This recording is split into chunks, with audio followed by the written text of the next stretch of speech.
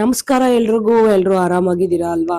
ಇವತ್ತು ನಾವು ಒಂದು ತುಂಬಾ ಯುನಿಕ್ ಆಗಿರುವಂತ ಟಾಪಿಕ್ ಬಗ್ಗೆ ವಿಡಿಯೋ ಮಾಡ್ತಾ ಇದೀವಿ. ಪ್ರತಿಯೊಬ್ಬರಿಗೂ ಆಸೆ ಇರುತ್ತೆ ಅಬ್ರಾಡ್ಗೆ ಹೋಗ್ಬೇಕು, ಸ್ಟಡೀಸ್ ಮಾಡ್ಬೇಕು, ಅಥವಾ ವರ್ಕ್ ಪರ್ಮಿಟ್ PR ಗೆ ಅಪ್ಲೈ ಮಾಡ್ಬೇಕು ಅಂತ. ನಾವ್ ಇವತ್ತು ಯಾರಾದ್ರೂ ಸ್ಟಡೀಸ್ ಮಾಡೋದಿಕ್ಕೆ ಕೆನಡಾಗ್ ಬರ್ಬೇಕು ಅಂತ ಅಂದ್ರೆ ಏನೇನೆಲ್ಲ ಸ್ಟೆಪ್ಸ್ ನ ಫಾಲೋ ಮಾಡ್ಬೇಕು ಅನ್ನೋದ್ರ ಬಗ್ಗೆ ನಮ್ಮ ರಂಜಿತಾ ಅವರು ಹೇಳ್ತಾರೆ. ಹಾಗೇನೆ ನಮ್ ಸ್ವರ್ಣ ಅವರು ಏನಾದ್ರು ಪಾಯಿಂಟ್ಸ್ ಮಿಸ್ ಆದ್ರೆ ಆಡ್ ಮಾಡ್ತಾರೆ. ಓಕೆನಾ? ಸರಿ, ಹಾಗಾದ್ರೆ ಸ್ಟಾರ್ಟ್ ಮಾಡೋಣ. ನಂಗೆ MBA ಮಾಡ್ಬೇಕು ಅಂತ ಆಯ್ತು. ಸೊ ಮುಗಿಸಿದ್ಮೇಲೆ ಡೈರೆಕ್ಟ್ ಆಗಿ MBA ಮಾಡ್ತಾ ಇರೋದು. ಇದು ಸ್ಟೂಡೆಂಟ್ ಪೋರ್ಟಲ್. ಎವ್ರಿ ಸ್ಟೂಡೆಂಟ್ ಈ ಪೋರ್ಟಲ್ ಇರುತ್ತೆ. ಎಲ್ಲ ಡೀಟೇಲ್ಸ್ ಇಲ್ಲೇ ಇರುತ್ತೆ. ನಾವೇನು ಇನ್ ಪರ್ಸನ್ ಹೋಗಿ ನಾವು ಇಂಡಿಯಾದಲ್ಲಿ ಈಗ ಆಫೀಸ್ ರೂಮ್ ಹೋಗಿ ಕೇಳ್ಕೊತಿದ್ವಿ ಅಲ್ಲ, ಆತರ ಏನು ಇಲ್ಲ. ಇಲ್ಲೇ ಎಲ್ಲ ಇರುತ್ತಾ. ಫಿನಾನ್ಸ್ ಆಫೀಸ್ಗೆ ಹೋದ್ರೆ ನಿಮ್ದು ಫೀಸ್ ರಿಲೇಟೆಡ್ ಎಲ್ಲ ಇದೆ. ಇಲ್ಲಿ ಸೊ MBA ಮಾಡೋದಕ್ಕೆ ಕೆನಡಾಗ್ ಬಂದೆ. ಸೊ ಯಾರನ್ನ ಅಪ್ರೋಚ್ ಮಾಡಿದೆ, ಏನೇನ್ ಸ್ಟೆಪ್ಸ್ ಫಾಲೋ ಮಾಡಿದೆ? ಯಾವುದೇ ಫಾರಿನ್ ಕಂಟ್ರಿಗೆ ಹೋಗಿ ಹೈಯರ್ ಎಜುಕೇಶನ್ ಮಾಡಬೇಕು ಅಂತ ಅಂದ್ರೆ ಈಗ ತುಂಬಾ ಸರ್ವಿಸ್ ಏಜೆನ್ಸೀಸ್ ಇದೆ.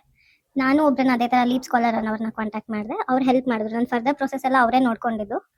ಸೊ ಕಾಲೇಜಿಗೆ ಅಪ್ಲೈ ಮಾಡೋದ್ರಿಂದ ಹಿಡಿದು ಲೆಟರ್ ಆಫ್ ಅಕ್ಸೆಪ್ಟೆನ್ಸ್ ಬರೋ ತನಕ ಎಲ್ಲ ಅವರೇ ನೋಡ್ಕೊಂಡಿದ್ದು. That was my journey.